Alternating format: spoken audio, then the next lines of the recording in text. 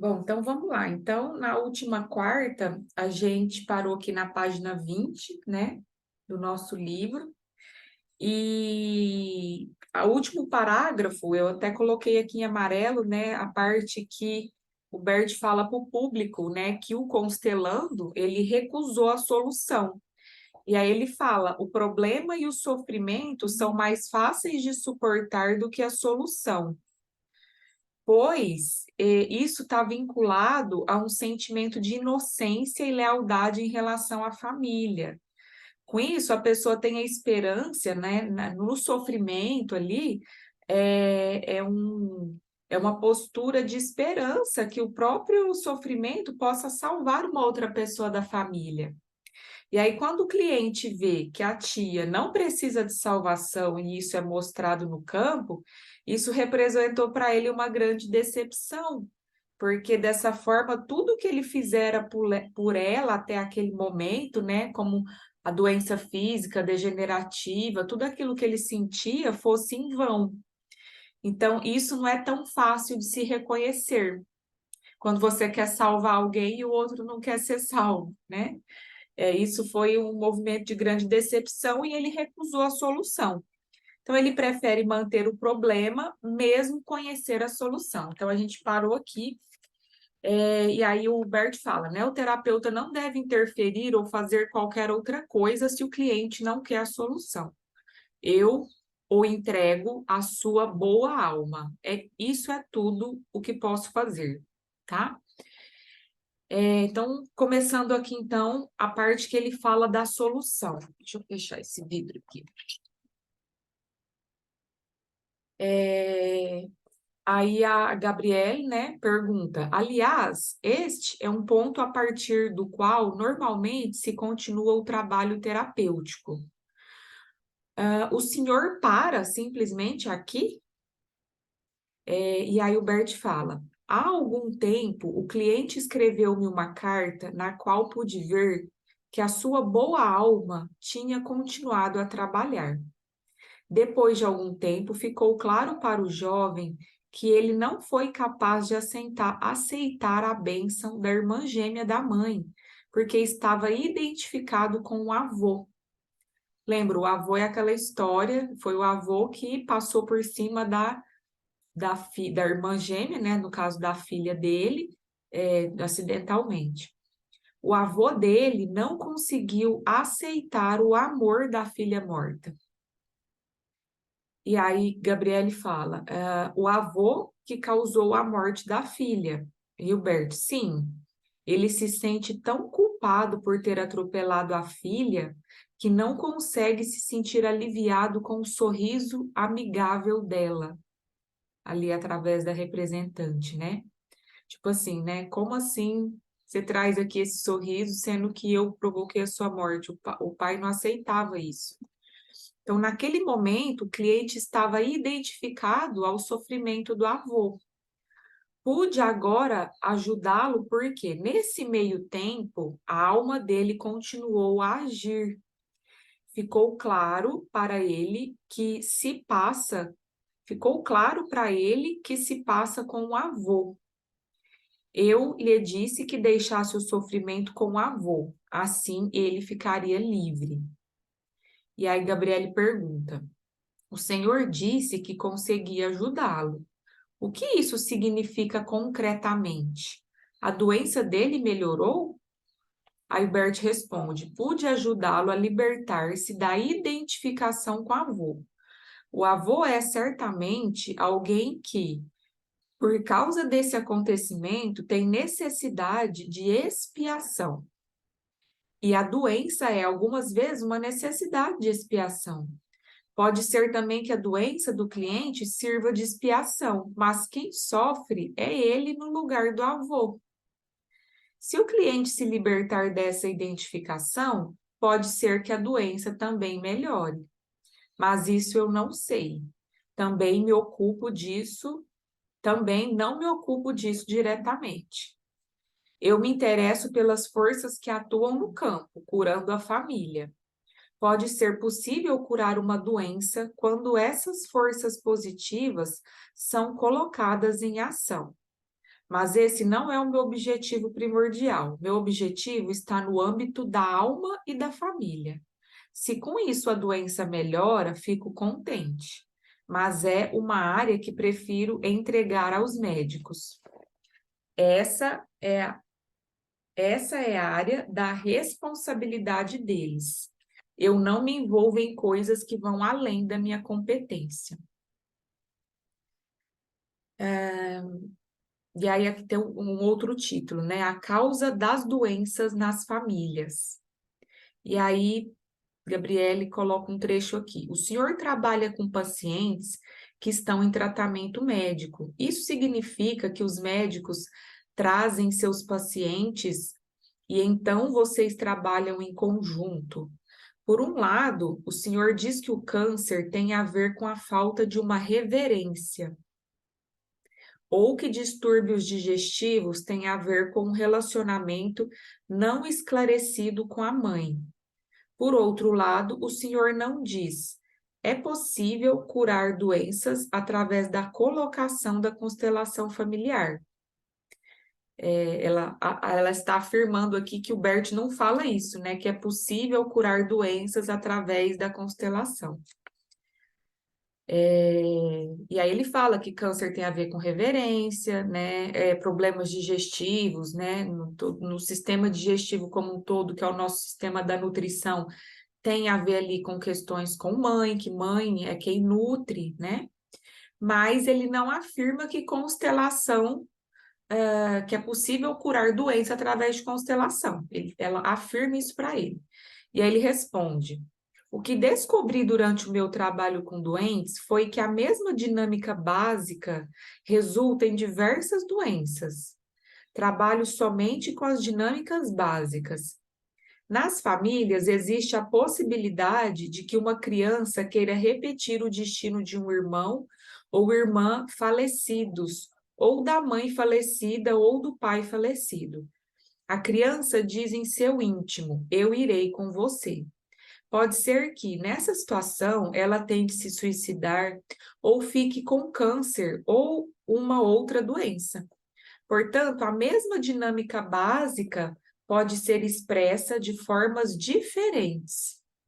Por isso, não teria sentido se eu tentasse curar o câncer sem respeitar essas dinâmicas básicas. Existem, na verdade, somente 3 dinâmicas básicas. Uma, eu acompanho na morte ou na doença ou no destino, né? Como se na alma da pessoa ela expressasse isso. Eu acompanho na morte, ou na doença, ou no destino. Segunda dinâmica, melhor eu morrer do que você, né? Quando a pessoa traz ali uma dinâmica de morte, tem aquela sensação de um vazio, nada preenche essa pessoa, ela está sempre com aquele olhar ou para baixo, ou aquele olhar para cima, né? Quando a gente abre a constelação quando ele está nessa dinâmica, melhor eu morrer do que você. Ou então, melhor eu partir do que você, né? Pelo aquele amor, né? O amor cego ali. E a terceira dinâmica é expiação por uma culpa pessoal. Na constelação, demos como exemplo, na constelação que demos como exemplo, tratava-se provavelmente do caso em que o homem diz: melhor eu partir do que você, minha querida esposa. E aí a Gabriele pergunta: por que é que ele faz isso? E aí Bert responde: é inconsciente, totalmente inconsciente.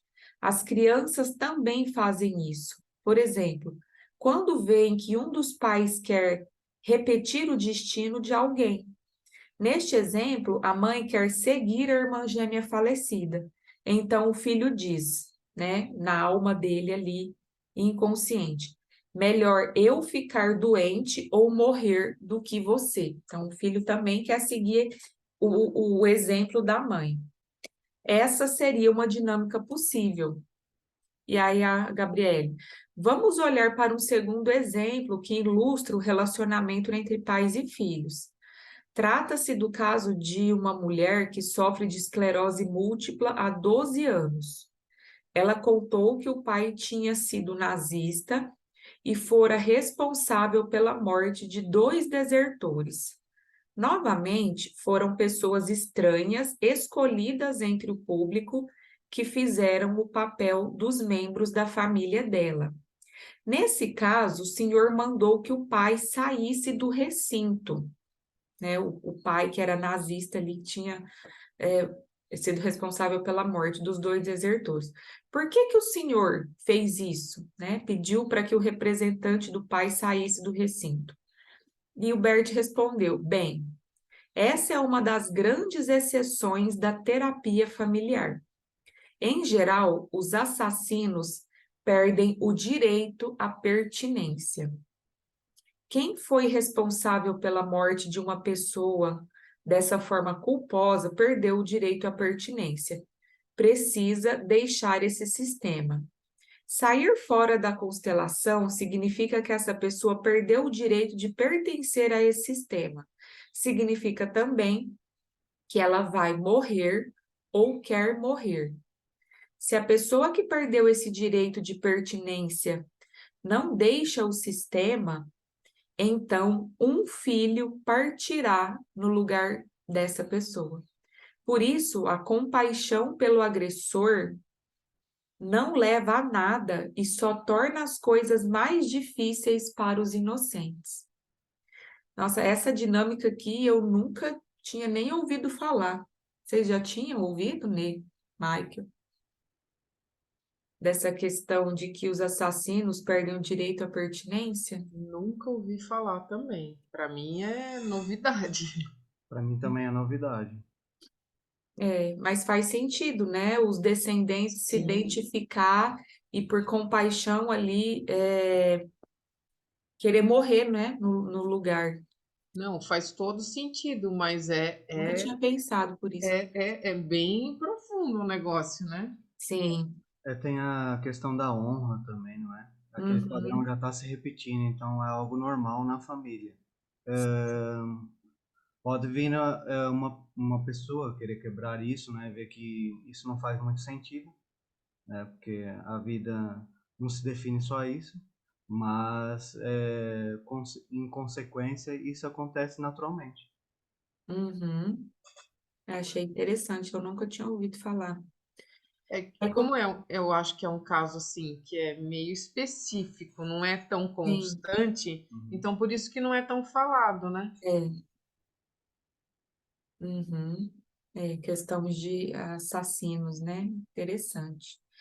Bom, e aí ela continua, né? O Senhor disse a essa mulher, a Gabriele falando para o Bert, o Senhor disse a essa mulher que a dinâmica da constelação dela era a seguinte: é melhor eu desaparecer do que você.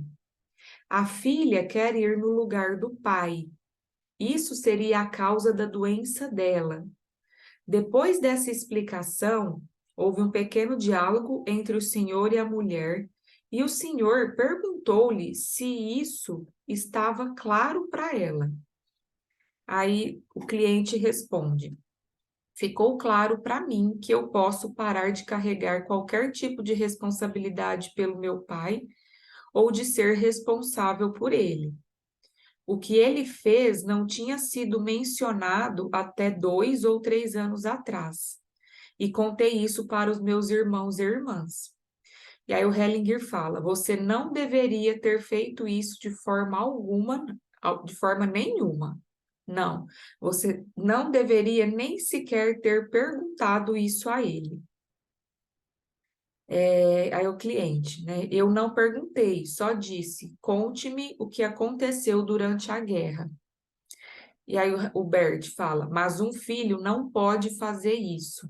Um filho não deve se imiscuir nos segredos do pai. Pode ser que uma parte de seu sofrimento seja expiação por ter feito isso. Né? E aqui a gente, né, essa parte aqui já é um pouco mais clara, né? Bert deixa claro, né? Os filhos não têm que se intrometer nos assuntos dos pais. principalmente em questões de segredos, né? Porque olha a consequência. Isso pode ter gerado uma expiação para ela através ali da doença. E ela ainda contou para os irmãos, né? Além de ter intrometido, ela ainda, como se diz, ainda espalhou a notícia. E aí vem uma pergunta para o público. Nossos pais não deveriam ter contado nada. Aí ele pergunta: nossos pais não deveriam ter contado nada sobre a história do nazismo? É uma boa pergunta, né? Então, assim, se a gente não pode perguntar, eles também não podem falar nada, né, sobre o que aconteceu na história. Aí o Bert responde: não, não deveriam. Não, se estiveram pessoalmente envolvidos. O que fazem então os filhos? Eles dizem: olhe o que vocês fizeram. Assim os filhos se tornam tão maus quanto os pais.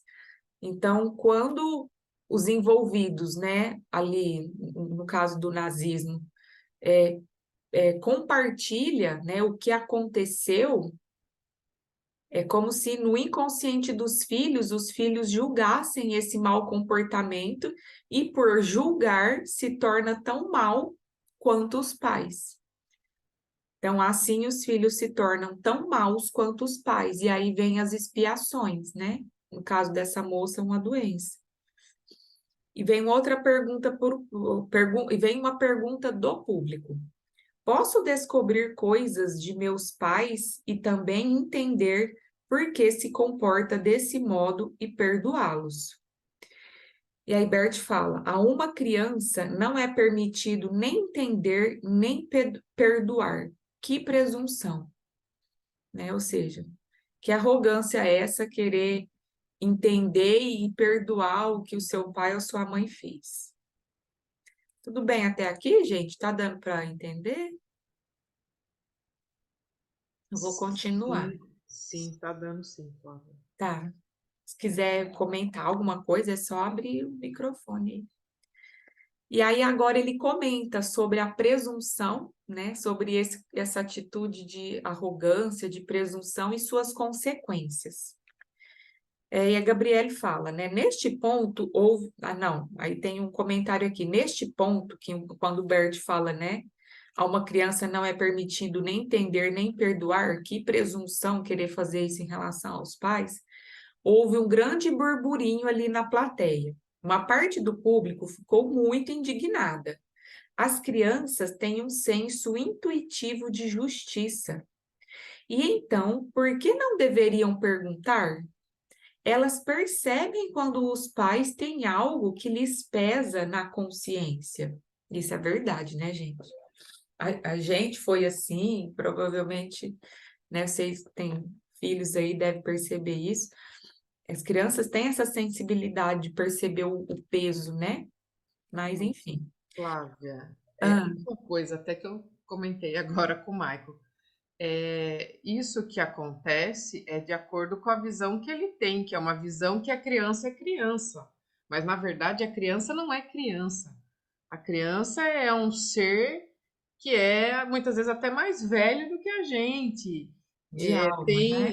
Exatamente, tem experiências até maiores. E Uhum, assim, a minha percepção com isso, nessa parte, eu acho que fica um pouco contraditório até. Muitas vezes a questão aí envolvida, quando vem na mesma família, né, devido a todo esse sistema que a gente tá, é com relação a, como que eu diria para você, a tá muitas vezes se vendo, tratando ela mesma, ou questões que ela estava envolvida.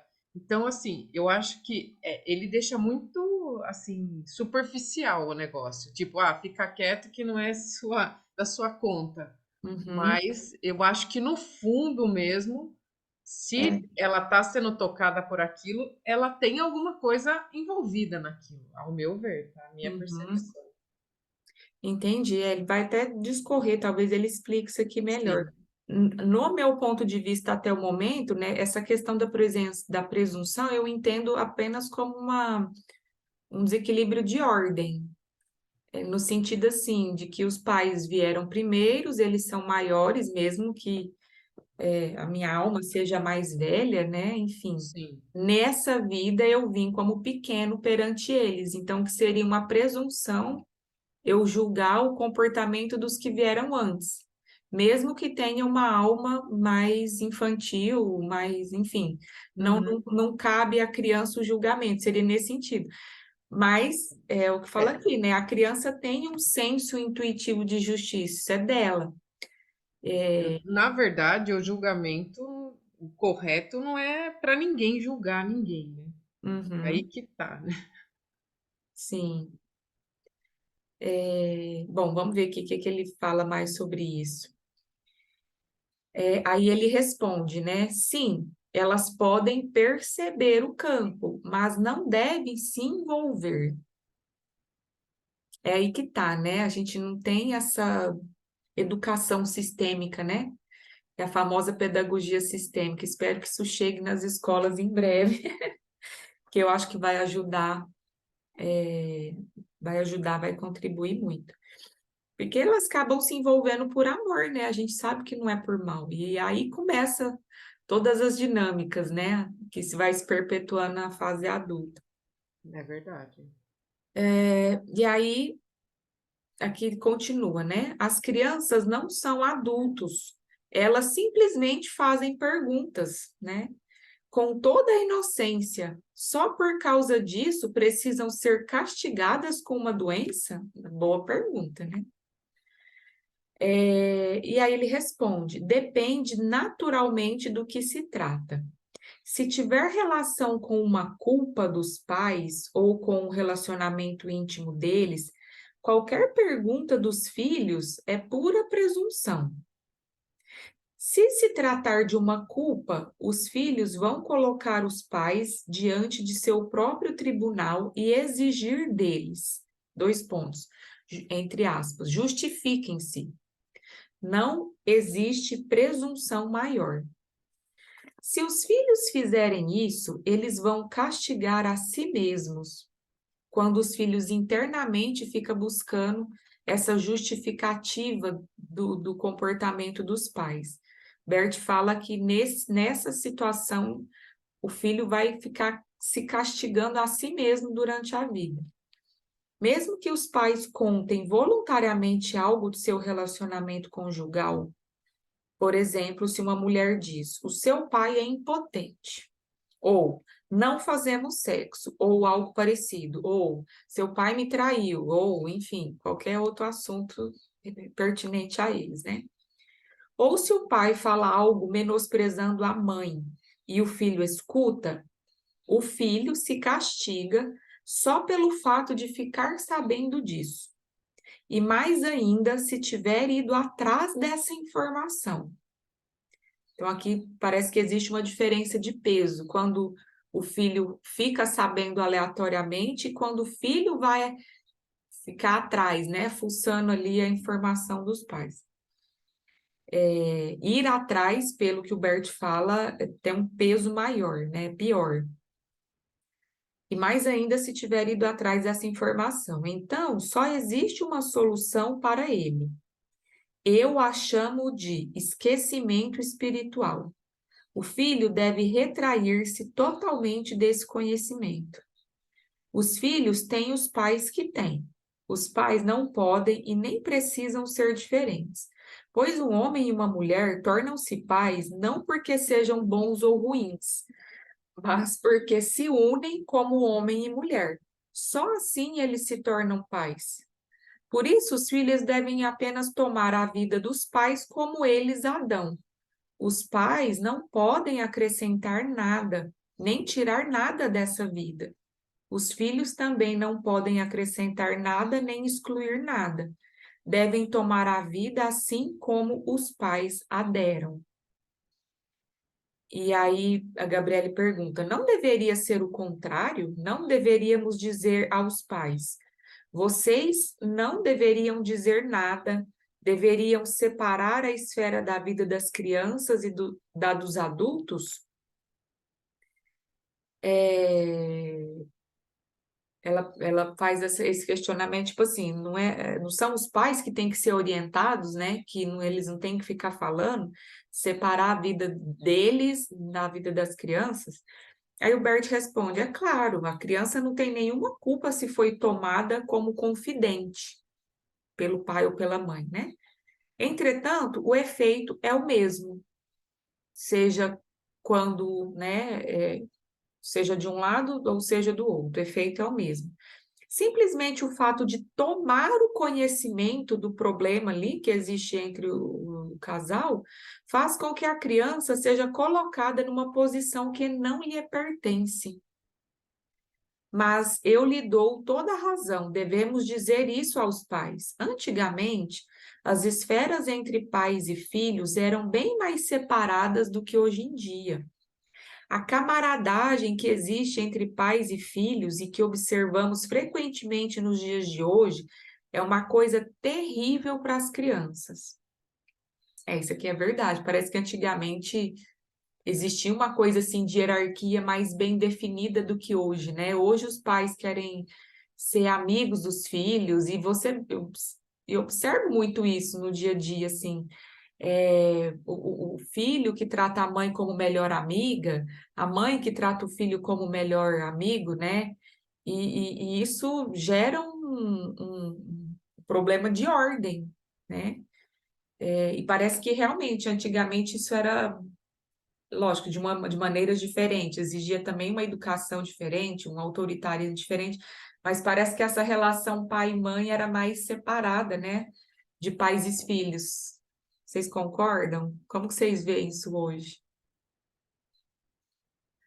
Na verdade, eu concordo que tem que ter a questão, o pai é pai, né? Não é como a gente fala muitas vezes, eu falo com as meninas, a gente não é coleguinha de escola que quer tratar a gente como qualquer pessoa. Você tem que Uhum, ter ciência que eu sou o pai, a mãe é o responsável. Pode ser que uhum, vocês tenham noção de certas coisas, mas quem está no comando é a gente, não são uhum. elas, no caso. Deixar isso claro, né? Exato, tem horas que a gente Legal. precisa Hum, falar, mesmo dar aquele chacoalhão, Uhum. Tipo, porque é volte para o seu normal. lugar.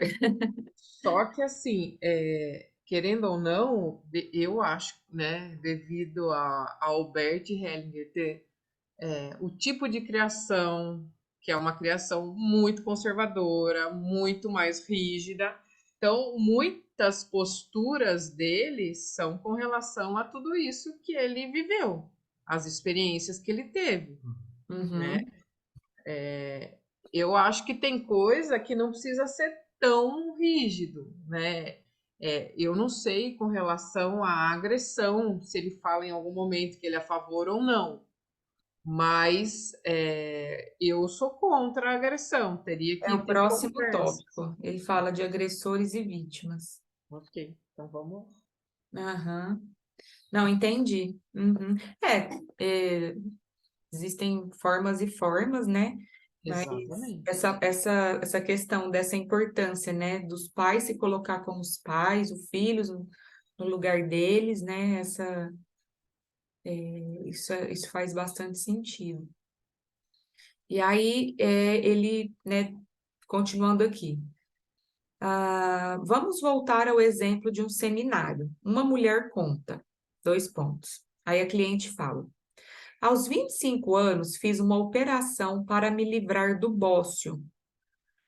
Há 5 anos, bócio, gente, vou comentar porque as outras pessoas podem ver o vídeo, é problema na tireoide, né? Quando a tireoide aumenta de tamanho.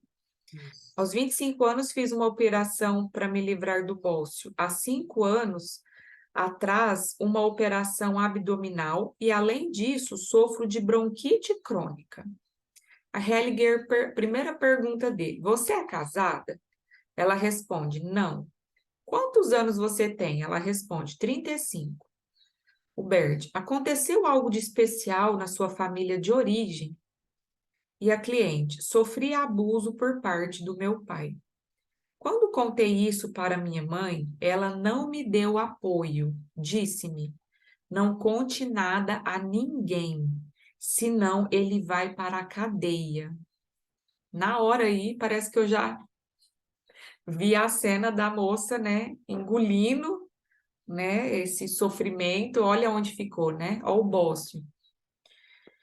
E aí ela responde, então eu me calei. E o Bert, ok, você tem pai, mãe e quantos irmãos e irmãs? E a cliente responde, eu tenho dois irmãos e um menino, o primeiro filho de minha mãe, que morreu com 3 dias de vida. Você tem pai, mãe e quantos irmãos e irmãs? 2 irmãos e um menino. O primeiro filho de minha mãe, que morreu com 3 dias de vida. Tá? E o Bert pergunta, morreu de quê? Ela responde, ele ficou azul e morreu. Ó a bronquite, né? E o Bert fala, bem, agora disponha na constelação a sua família. Pegue os representantes aí. Pega um para o pai, para a mãe e os filhos. Então, depois que ela montou ali a constelação, a mulher se senta, né? E o Bert pergunta aos representantes dos membros da família. Pergunta para o pai, pai, como se sente? E o pai, não sinto nenhuma mulher ao meu lado, só sinto que tenho uma relação com a filha. Pergunta para a mãe, mãe, como se sente? A mulher, estou perto demais dele. E a criança é, de certa forma, problemática. Está muito longe, é desagradável para mim. Quero ficar mais perto dessa criança. Pergunta para a filha, filha, como se sente? A filha, tenho as mãos quentes, sinto agressividade, medo e raiva. E o Bert para a cliente, né? Se vira para a cliente lá no público. Agora vamos acrescentar a criança que morreu. Escolha alguém e a posicione. E aí pergunta para essa filha, né? O que mudou? E pergunta para a filha, o que mudou para você? E a filha, sinto-me bem melhor agora, mais protegida. Não estou mais sozinha. Aí o pai fala, o representante do pai, sinto que tenho um relacionamento com ela, com a filha. A mulher fala, quero simplesmente ir para junto dessa criança. Aí o Bert pergunta, para sua filha? A mulher, O irmão fala assim, eu gostaria de unir a família. Bert fala para a criança morta, como se sente? E a criança morta responde, sinto-me morta. E o Bert responde, exatamente. E vira para a cliente e fala, o que aconteceu na família de sua mãe? E a cliente responde, uma irmã dela foi para um país estrangeiro com 8 anos de idade e ficou por lá. Bert responde, como uma menina de 8 anos de idade pode ir embora? E a cliente responde, foi uma espécie de intercâmbio escolar. O Bert pergunta, com 8 anos? Estranho. Cliente responde, ela foi para o exterior. Foi uma espécie de intercâmbio escolar entre a Hungria e a Suíça. O casal suíço pediu aos meus avós que lhe dessem a criança, porque ainda lhe restariam outros filhos. Então, os meus avós, reticências. Aí o Bert fala, isso já me basta. Para onde a mãe quer ir? Para junto da irmã. Novamente, é a mãe que quer sair da família? A Gabriele pergunta. Bert responde, a irmã foi entregue para a adoção e a mãe quer ir embora junto. Ela quer ir para junto da irmã. Existe um amor muito profundo e um vínculo muito grande entre irmãos. Se um deles sofre, os outros sofrem também. Por exemplo, se uma das crianças é deficiente, os outros, muito frequentemente, comportam-se como se não pudessem aceitar totalmente a vida. Este é o efeito desse amor e lealdade. E aí, Gabriele pergunta: o senhor perguntou o que aconteceu na família da mãe e não na do pai. Afinal de contas, foi o pai que abusou da filha. E Bert responde: pode-se ver na constelação que o problema estava com a mãe. Ou seja, por que que o pai olhou para a filha como mulher? Porque a mulher dele estava em outro lugar. A mulher estava ausente, por isso que ele olhou para o lado da mãe.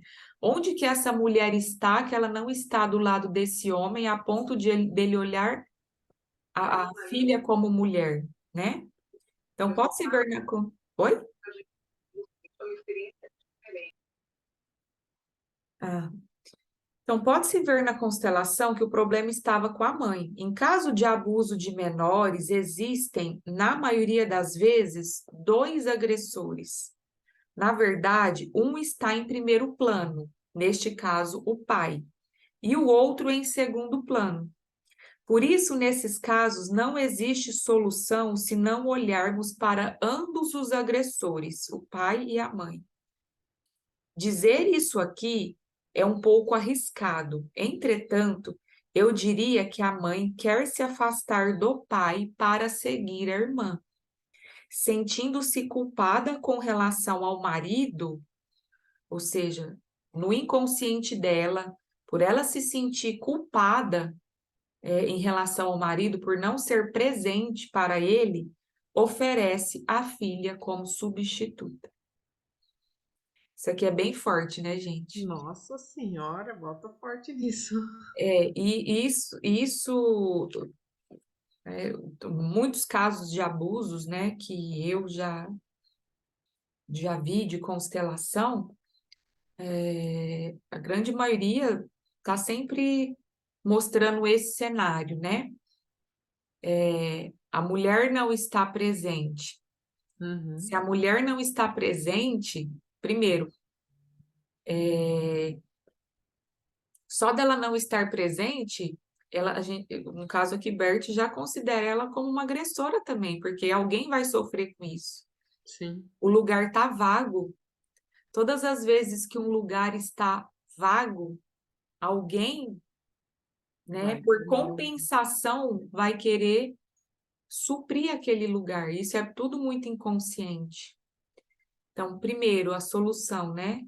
Onde está essa mulher? Então, é olhar para os dois lados, segundo o Bert explica aqui. Não só para o lado do pai, mas onde está essa mulher? A mulher estava seguindo a irmã que foi embora, né? Então, ela não estava ali no lugar dela. Alguém, por amor, né, por lealdade ali, alguém foi ocupar esse lugar. Existia uma culpa inconsciente ali na mãe, né? Se eu não estou presente, é como se inconscientemente ela entregasse o lugar dela para alguém. Isso faz sentido para vocês, gente? Mesmo que muito forte isso? Se for ver, tá em desequilíbrio, não tem como, né? A Porque tá compensação, faltando, né? Existe sempre uma compensação.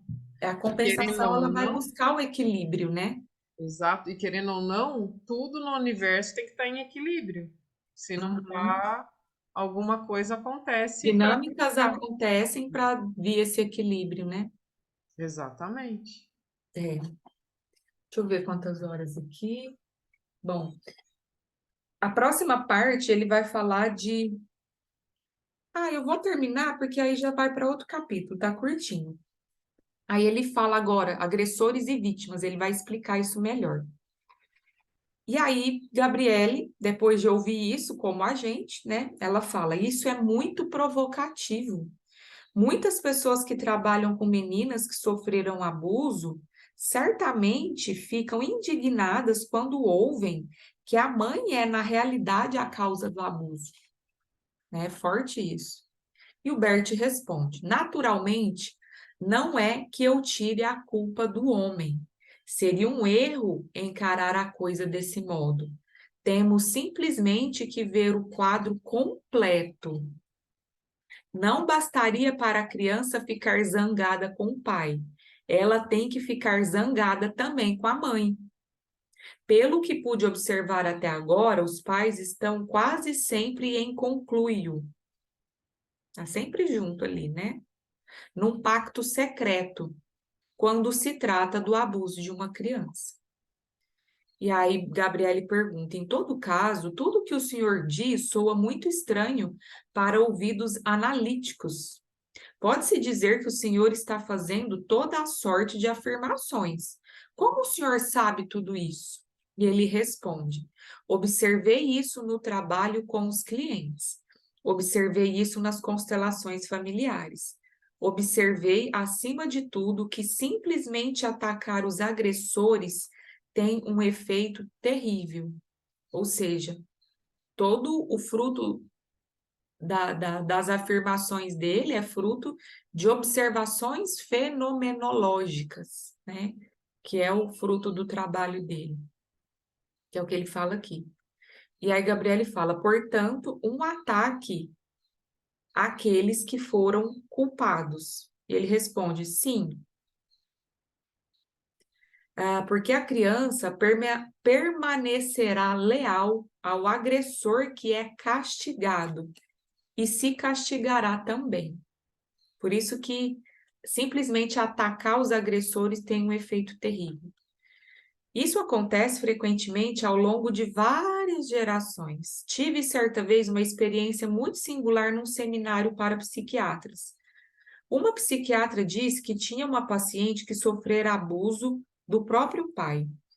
A psiquiatra estava muito indignada. Eu lhe disse para montar a constelação dessa família e ela assim o fez. Portanto, e ela assim o fez. Então, eu lhe disse para se posicionar como terapeuta ao lado da pessoa perto da qual achava certo ela ficar. Aí, ela se colocou ao lado da cliente. Todos no sistema ficaram zangados e ninguém demonstrou confiança nela.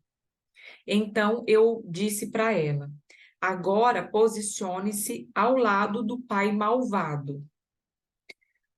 Todos no sistema respiraram aliviados e passaram a ter confiança nela. Então, quando ela fica do lado do suposto malvado, né, existe ali um movimento de alívio, né, para quem estava assistindo e confiança nela. Através dessa constelação, descobri que o terapeuta deve se ligar ao agressor.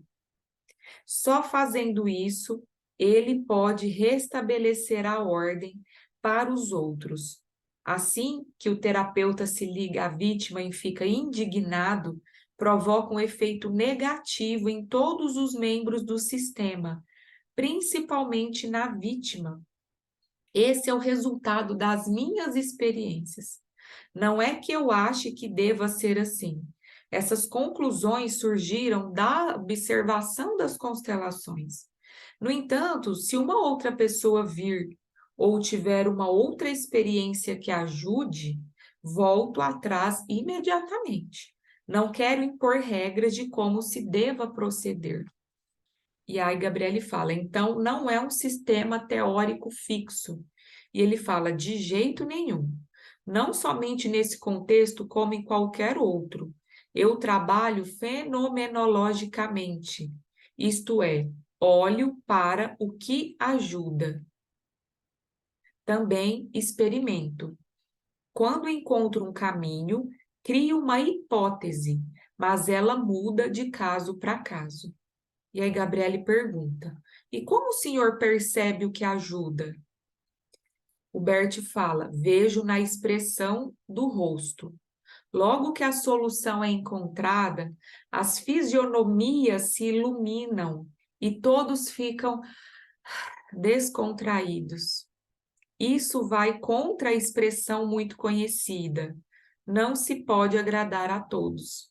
Na terapia familiar, a solução é aquela que satisfaz a todos os membros da família, quando cada um está no lugar certo, aceita o lugar que lhe cabe e onde deve ficar, ocupando sua posição sem interferir na vida dos outros. Então, todos veem reconhecida a própria dignidade e se sentem bem. Essa é a solução. E aí se dá o fim da entrevista, né, desse capítulo aqui. Então, é o que ele fala, né? Não existe certo e errado, né? Essa questão dessa observação dos abusos foi o que ele observou na postura fenomenológica do campo das diversas constelações que ele fez. E é o que ele fala, né? Se alguém encontra uma solução diferente, ele olha para isso também, né?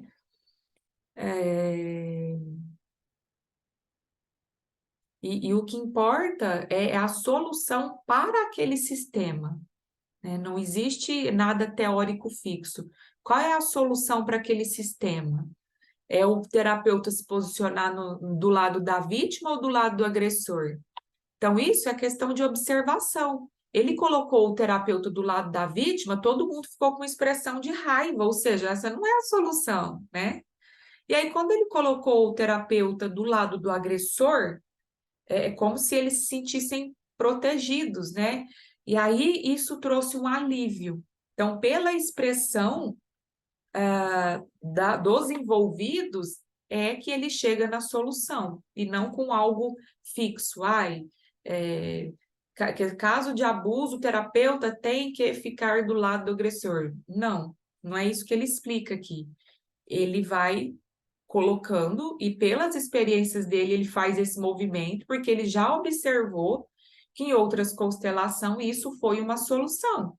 E aí, quando ele coloca novamente, existe um alívio nas expressões, o que ele fala ali, uma iluminação na face, uma descontração, ele entende isso como uma solução. E é isso que a gente, como, né, terapeutas, nesse caso aqui, é o que a gente tem que observar, né? Qual é o movimento que traz descontração, que traz iluminação, que traz alívio para o campo? Bom, gente, então hoje a gente vai ficar por aqui. Na semana que vem a gente vai começar outro capítulo, que é Eu me submeto à realidade, como ela se apresenta. Alguma coisa vocês querem compartilhar? Então, na verdade, você está me escutando? Tirei. Muita coisa que ele fala, até hoje, assim, eu consigo observar que é de acordo com a ótica dele, né? Claro, as experiências dele, né? Uhum, Mas o que é fato mesmo, que a gente que faz as constelações, né, percebe, o campo ele fala. É muito uhum, interessante. Não adianta, por mais que você queira, principalmente quando tem pessoas envolvidas, né? Quando uhum. tem representantes. Mesmo que a gente faz online e tudo. E até outro dia nós fizemos uma constelação e a pessoa achava que ela tinha uma questão que era ligada à mãe, mas era devido a uma coisa. Ela tinha a questão de abandono, só para você ter uma ideia. E essa questão de abandono, ela achava, olha só, que era devido à mãe ter morrido quando ela tinha 8 anos. Uhum, E na constelação, o que apareceu não foi isso. Olha que uhum. doido. Não Sim. tinha nada a ver com isso. Tinha a ver com o quê? Antes dela, a mãe dela teve um bebê que morreu. E aí, quando a mãe dela ficou grávida dela, que ficou sabendo, ela ficou perdida, ela não sentiu. Então, o abandono não é pela morte da mãe, mas sim porque a mãe não estava presente Ela quando ele estava seguindo nasceu. a mãe, né? Mãe que Exatamente, queria partir também. exatamente. É. Então, ela nunca imaginou isso, que Uhum, a mãe estava buscando a criança que partiu, né? uhum. É o que até o professor Hilário fala, né? E outros professores também. A gente pode sim ouvir o cliente, né? A história dele. Só que a hora que a gente abre o campo ali, como terapeuta, a gente precisa esquecer a história e olhar para o campo. O que que o campo está falando? O que que o E, campo está mostrando? Isso é o real. Porque a história está dentro da cabeça, está dentro da cabeça de cada um. E muitas vezes a gente monta uma história, acredita naquilo, né? E fica com aquela história. Então, sim. por isso que a gente tem que separar a história do cliente com o que o campo mostra, né? Que o É, campo vai mostrar a alma do sistema ali. mas foi bem engraçado, assim, que a pessoa que ela chamou para representar a mãe dela Ela falou, eu não sinto muito as coisas, você tem certeza que quer que eu seja sua mãe? Isso online. Daí ela falou, não, eu quero você. Aí ela falou, não, não tem problema, eu quero você. O campo escolheu, né? Foi o campo. E aí, no decorrer das coisas, ela foi falando e foi tudo que ela sentia, ela foi colocando. Ela falou, nossa, eu tô sentindo isso, isso, isso. E Uhum, aí todo mundo ficou até surpreso, porque muitas vezes você fala, a mãe morreu, é o abandono da mãe. E não era. Na uhum. verdade, a mãe já estava buscando a morte antes dela realmente falecer, né? Isso até é mostrado aqui no livro, né? O filho só estava seguindo um padrão, né? A mãe já queria partir, então a filha queria partir junto, e aí vai sendo todo um movimento, né? De antes eu do que você, né? Sim. Então o campo mostra isso tudo. Então deixa eu só encerrar aqui então.